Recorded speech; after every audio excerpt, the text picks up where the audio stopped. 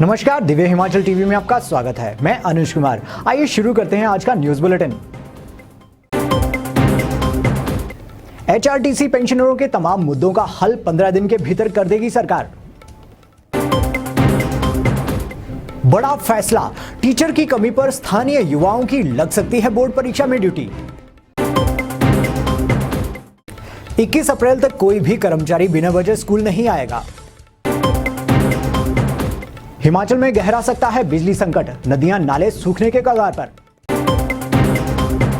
पर्यटन सीजन को बचाने की कवायद में सरकार, 7 राज्यों के टूरिस्ट पर नजर रखे होटल मालिक। पार्षदों को प्रलोभन दे रही भाजपा, सरकार पर कांग्रेस ने लगाए कई गंभीर आरोप। बारिश का कोई अता पता नहीं, तंदूर बना ऊना। और अब समाचार विस्तार से। एचआरटीसी के हजारों पेंशनरों को यह खबर राहत देने वाली लगती है। उद्योग मंत्री बिक्रम सिंह ठाकुर ने आज जिस तरह से पेंशनरों की बैठक में अपना रुख दिखाया है, उससे तो लगता है कि निगम के पेंशनरों को अब ज्यादा देर भटकना नहीं पड़ेगा। उन्होंने निगम के अफसरों को स्पष्ट निर्देश दिए हैं कि पेंशनरों से संबंधित मामलों के समाधान के लिए शीघ्रता से काम करें और उन्हें अवगत कराएं। हिमाचल पथ परिवहन निगम के सेवानिवृत्त पेंशनरों के सभी मामलों को 15 दिनों के भीतर मुख्यमंत्री जयराम ठाकुर के समक्ष प्रस्तुत किया जाएगा। उद्योग मंत्री बिक्रम सिंह की अध्यक्षता में सोमवार को निगम के पेंशनरों की मांगों के संबंध में बैठक आयोजित की गई।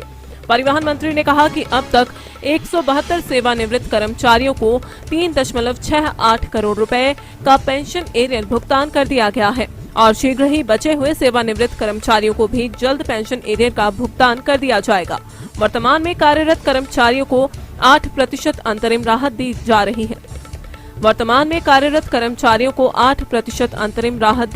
है। एरियर का भुगतान भी शीघ्र कर दिया जाएगा। 8% अंतरिम राहत का एरियर भी जल्द दिया जाएगा। उन्होंने कहा कि निगम द्वारा 1 जनवरी 2018 से अब तक ग्रेच्युटी में 67.56 करोड़ रुपए और लिव इन कैशमेंट में 34.68 करोड़ रुपए का भुगतान कर दिया गया है। इसके अतिरिक्त न्यायालय के आदेशों से संबंधित विभिन्न मामलों तथा विशेष परिस्थितियों में भी लीव इनकैशमेंट तथा ग्रेच्युटी का भुगतान किया जा रहा है। उन्होंने अधिकारियों को निर्देश दिए कि सभी लंबित पड़े विशेष परिस्थितियों के मामलों की रिपोर्ट तैयार की जाए और प्राथमिकता के आधार पर इनका शीघ्र निपटारा किया जाए। उन्होंने निगम के कर्मचारियों को पेंशनरों के मामलों के समाधान के लिए विशेष योजना तैयार करने के भी निर्देश दिए। कल यानी मंगलवार से शुरू हो रही बोर्ड परीक्षाओं के लिए शिक्षा विभाग ने कुछ नए निर्देश जारी किए हैं। इनमें स्पष्ट किया गया है कि कोई भी पॉजिटिव शिक्षक परीक्षा ड्यूटी में ना आए और उनके संपर्क में आए सभी लोग खुद को क्वारंटीन कर लें। सबसे बड़ा फैसला यह लिया गया है कि अब बोर्ड परीक्षा में टीचर की कमी को देखते हुए स्थानीय युवाओं को ड्यूटी पर तैनात किया जा सकता है। देखते हैं ये रिपोर्ट। मंगलवार से कोविड काल के बीच बोर्ड की परीक्षाएं होने जा रही हैं।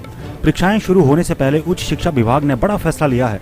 अब अगर किसी स्कूल में बहुत संख्या में शिक्षक कोरोना पॉजिटिव आ जाते हैं तो प्रिंसिपल नजदीकी व हाई सेकेंडरी स्कूल से शिक्षकों को बुला सकते हैं। इसके अलावा विभाग ने प्रिंसिपल को ये भी अधिकृत किया है कि अगर परीक्षा केंद्रों में शिक्षकों की कमी फिर भी रह जाती है तो ऐसे में नजदीकी स्कूल के क्षेत्रों में रहने वाले बेरोजगार युवाओं की ड्यूटी भी लगा सकते हैं। शिक्षा विभाग ने साफ किया है कि ऐसे बेरोजगार युवा जिन्होंने MA, MPhil या दूसरी डिग्रियां हासिल की है तो उन्हें भी नकल रोकने के लिए बुलाया जा सकता है। इसके लिए उन्हें प्रतिदिन 200 से 400 रुपए तक की राशि भी दी जाएगी। उच्च शिक्षा विभाग के निदेशक अमरजीत शर्मा की ओर से आदेश सभी जिला उप निदेशकों व स्कूल प्रिंसिपल को जारी कर दिए गए हैं। विभाग की ओर से जारी आदेशों में कहा गया है कि बोर्ड की परीक्षाओं में किसी भी तरह की कोई कमी नहीं होनी चाहिए। बता दें, शिक्षा विभाग ने बेरोजगार युवाओं की परीक्षा केंद्रों में ड्यूटी लगाने का फैसला कोविड की वजह से लिया है। शिक्षा विभाग ने यह भी साफ किया है कि कोविड के सिम्टम आने पर शिक्षक स्कूल में उपस्थित ना हो। वहीं पॉजिटिव शिक्षकों के कांटेक्ट में आने वाले शिक्षकों को भी क्वारंटीन पर जाने को कहा गया है। फिलहाल इस बार शिक्षा विभाग ने कोविड के बढ़ते मामलों को देखते हुए 95 परीक्षा केंद्र ज्यादा बनाए हैं। कोरोना के बढ़ते संक्रमण के बीच शिक्षा विभाग ने कुछ नए और कड़े निर्देश जारी किए हैं। अब स्कूल में वे ही टीचर हाजिर रहेंगे जिनकी ड्यूटी बोर्ड एग्जाम में लगी होगी या फिर जो अध्यापक नए छात्रों की एडमिशन देख रहे होंगे। विभाग ने ये भी कड़े निर्देश दिए हैं कि जिन शिक्षकों की ड्यूटी लगी है वे गैर हाजिर नहीं होंगे।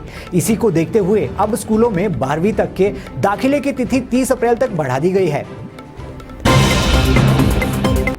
मंगलवार से स्कूलों में शिक्षक गैर शिक्षकों के लिए नए आदेश लागू होंगे।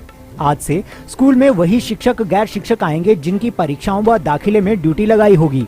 सोमवार को शिक्षा विभाग ने इस बाबत आदेश जारी कर दिए हैं। इसके साथ ही स्कूल प्रिंसिपल को शिक्षक गैर शिक्षकों की ड्यूटी लगाने के लिए अधिकृत कर दिया है। बताया जा रहा है कि आज से स्कूलों में बिना कार्य के कोई भी स्टाफ परिसर में मौजूद नहीं होगा। उच्च शिक्षा निदेशक अमरजीत शर्मा की ओर से जारी किए गए आदेशों में कहा गया है कि प्रधानाचार्य जिन शिक्षक गैर शिक्षकों की ड्यूटी लगाएंगे उन्हें आना अनिवार्य होगा। अगर ड्यूटी होने के बावजूद कोई नहीं आता है तो ऐसे में कड़ी कार्रवाई अमल में लाई जा सकती है। कोविड के मामलों को देखते हुए विभाग ने 12वीं कक्षा तक के दाखिले की तिथि भी 30 अप्रैल तक बढ़ा दी है। इसकी अधिसूचना भी विभाग ने जारी कर दी। बता दें कि राज्य सरकार ने 9 अप्रैल को कैबिनेट की बैठक में शिक्षक व गैर शिक्षकों को 21 अप्रैल तक अवकाश घोषित किया था। आज अप्रैल की 12 तारीख है और पूरे प्रदेश में पानी के लिए जून जैसी मारामारी शुरू हो गई है। सबसे बुरे हालात चंगर क्षेत्रों के हैं, जहां जल योजनाओं के नाम पर एक बूंद पानी संग्रह नहीं किया जाता है। ऐसे में अब और भी बड़ा संकट ये है कि नदियां सूखने लगी हैं और नदियों में पानी खत्म होने से बिजली परियोजनाएं ठप होने के कगार पर पहुंच गई हैं। हिमाचल में जैसे जैसे पानी की कमी हो रही है उससे न केवल सूखे की घंटी बज चुकी है बल्कि बिजली का संकट भी खड़ा हो गया है। पिछले साल की तुलना में इस साल के आंकड़े चौंकाने वाले हैं। यही रफ्तार रही तो आने वाले दिनों में हालात बेकाबू हो जाएंगे। गौर हो कि गर्मियों के दिनों में पड़ोसी राज्यों को हिमाचल बिजली देता है, मगर इस बार के हालात अभी तक सही नहीं है। अभी भी पड़ोसी राज्यों से बिजली लेनी पड़ रही है क्योंकि इतनी ज्यादा बर्फबारी इस साल नहीं हुई। वहीं ग्लेशियर भी अभी पिघल नहीं रहे। ऐसे में नदियों में जल स्तर कम हो चला है, जिसका असर बिजली उत्पादन पर भी दिखने लगा है। माना जा रहा है कि आने वाले दिनों में ये हालात सुधर सकते हैं, लेकिन इसके लिए मौसम का मिजाज बदलना जरूरी है। सरकार ने साफ किया है कि आम जनता को बिजली कट ना सहने पड़े, इसके लिए व्यवस्थाएं की जाएंगी और फॉरवर्ड बैंकिंग के माध्यम से बिजली दूसरे राज्यों से ले लेंगे। इसका सिलसिला यहाँ पर भी शुरू कर दिया गया, मगर बड़ी बात यह है कि सर्दियों के संकट में जो बिजली बैंकिंग के आधार पर ली गई है उसे वापस किया जाना है। इसके अलावा बिजली खरीद कर भी यहाँ के लोगों को उपलब्ध करवाए जाने की बात सरकार ने कही है।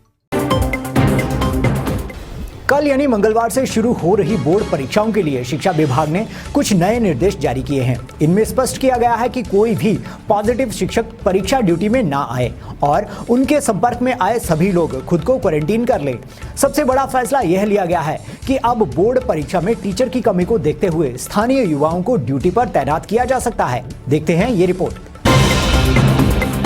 कोरोना महामारी के बीच इस साल पर्यटन कारोबार को बचाए रखना सरकार के सामने बड़ी चुनौती है।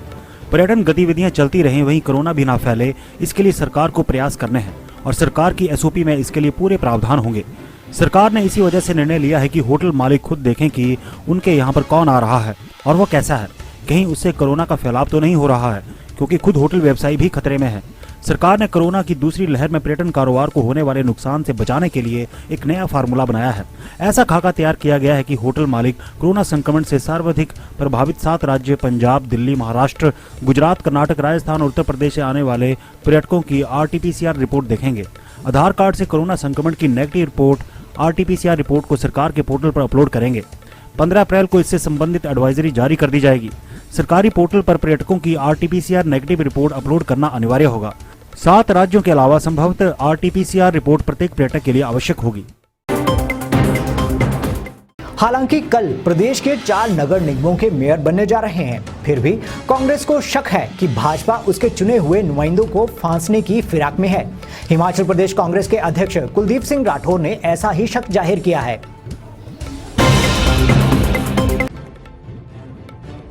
प्रदेश कांग्रेस अध्यक्ष कुलदीप सिंह राठौर ने कहा कि नगर निगम चुनावों में अपनी हार से बौखलाकर भाजपा महापौर व उप महापौर बनाने के लिए लोकतंत्र का गला घुटने पर उतारू हो गई हैं।